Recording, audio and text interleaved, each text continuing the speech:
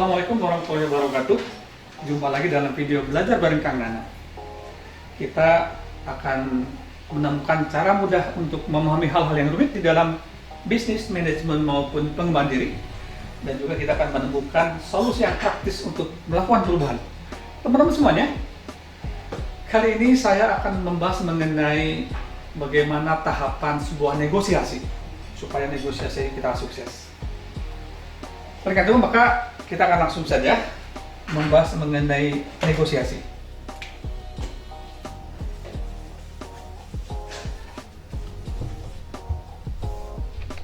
Oke. Negosiasi itu tahapannya ada 3 hal yang cukup penting. Jadi kalau kita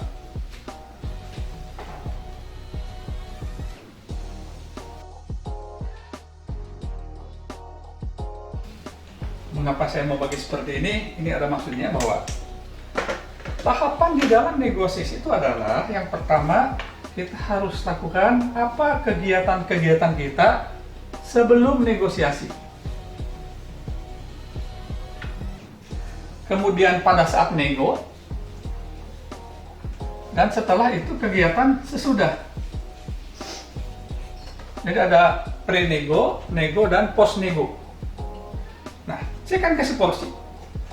Bahwa porsi dalam negosiasi yang penting adalah bahwa kemungkinan besar, angkanya cukup relatif, tapi it's okay, mungkin rata-rata 70% waktu negosiasi diperlukan adalah pada saat sebelum nego justru. Dan pada saat nego itu malah mungkin cuma 10% aja diperlukan alokasi waktunya. Dan mungkin sesudahnya kita memerlukan 20%.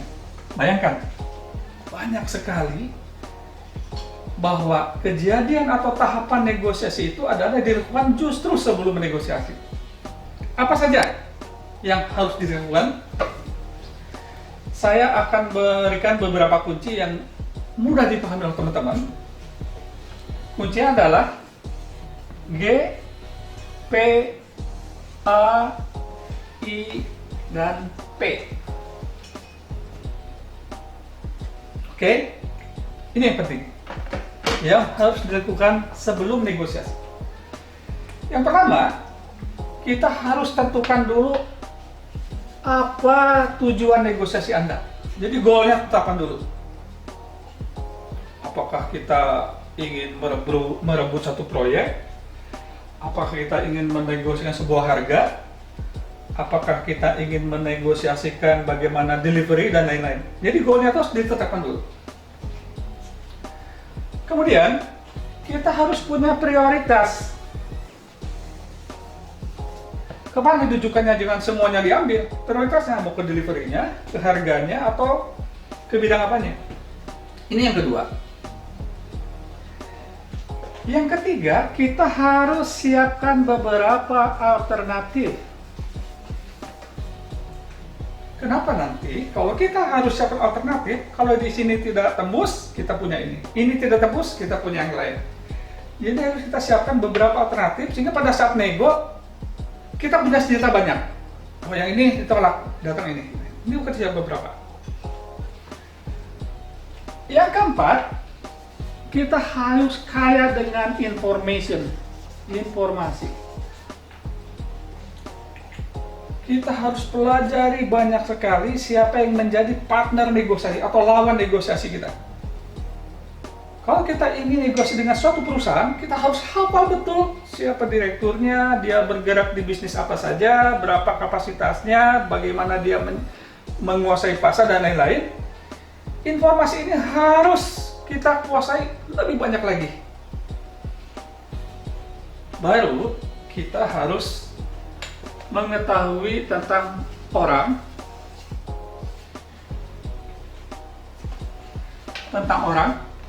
karena jujur, satu, pada saat kita akan negosiasi, kita harus tahu siapa dari pihak sana yang akan maju sebagai negosiator. Kalau yang dari pihak sana levelnya tinggi, jangan dikasih karyawan biasa dari kita. Kita harus layani mereka supaya imbang dengan yang levelnya minimal sama dengan level kita. kalau misalnya yang datang dari sana adalah CEO-nya, supaya kita bisa mungkin lebih menghargai dia, kita juga utus CEO-nya atau direkturnya untuk melayani negosiasi. Tapi kalau yang datang dari sana mungkin level-level supervisor, ya sudah. Jadi tergantung level mana tingkat kepentingan yang harus kita negosiasikan. Tuh, jadi lihat, ini kuncinya adalah goal, prioritasnya mau di mana yang akan kita negokan, siapkan beberapa alternatif, penuhi data kita dengan informasi, baik informasi tentang perusahaan kita, ini harus lebih penting lagi, dan juga informasi lebih banyak mengenai tentang lawan negosiasi kita. Ajukan orang-orang dari sana siapa, dari sini siapa yang menjadi decision maker apabila nanti terjadi deal tertentu. Oke? Banyak sekali yang dipersiapkan, oleh karena itu maka tidak mustahil bahwa 70% dari tahapan negosiasi adalah pada saat sebelum terjadinya negosiasi. Kemudian pada saat nego, ingat, di sini ada dua hal yang penting. Yang pertama adalah kita harus peduli dengan bisnis. Yang kedua tentang psikologis. Dua hal ini penting pada saat nego terjadi. Kalau bisnis skala itu jelas. Kita ada di range harga yang kita deliver yang mana, tingkat delivery yang diajukan di mana, dia akan itu jadi benar-benar perbincangan atau siapkan dengan perbincangan bisnis. Tapi jangan lupa, ada hal-hal yang penting dari sisi psikologis justru akan mengalahkan kepentingan bisnis. Contoh, begitu kita ketemu, kita biasanya tidak langsung ngobrol tentang bisnis, tapi ngobrol-ngobrol basa-basi tentang pengalaman dan lain-lain. Biasanya sebelum bisnis terjadi di dalam negosiasi bisnis, kita cerita-cerita, Bapak sekolah di mana? Dari UI. Oh, saya juga UI. Di fakultas apa? Ekonomi. Sama ya. Akhirnya, apalagi katanya baru ingat kalau kita seangkatan dan lain, maka dari sini mungkin obrolan ini akan didominasi pada saat hal-hal yang bukan bisnis, tapi hal-hal yang sifat sosial dan psikologis. Oleh karena itu, maka kalau di sini sudah terjadi kedekatan yang luar biasa, maka mungkin ini sudah tinggal hanya penandatanganan dan lain-lain. Ini banyak sekali terjadi. Mungkin satu alumni, mungkin satu daerah. Oleh karena itu, maka saya tekankan sebelum nego, lakukan semacam komunikasi informal. Syukur-syukur psikologis bisa membantu terjadinya negosiasi bisnis. Itu saat nego. Dan waktunya tidak banyak. Kalau nego akan berlangsung itu 2 bulan yang akan datang, mungkin sebulan setengah lebih akan dilakukan di sini. Di sini mungkin hanya jam-jaman saja, tapi ingat, setelah ada deal pada saat negosiasi, ini harus dilakukan. Kemudian, pada post nego atau sesudah negosiasi, yang pertama adalah lakukan eksekusi. Order, bikin PO dan lain-lain. Kemudian kita tentukan harga yang kita sepakati, diskon dan lain-lain. Kemudian juga kita lakukan delivery. Kapan?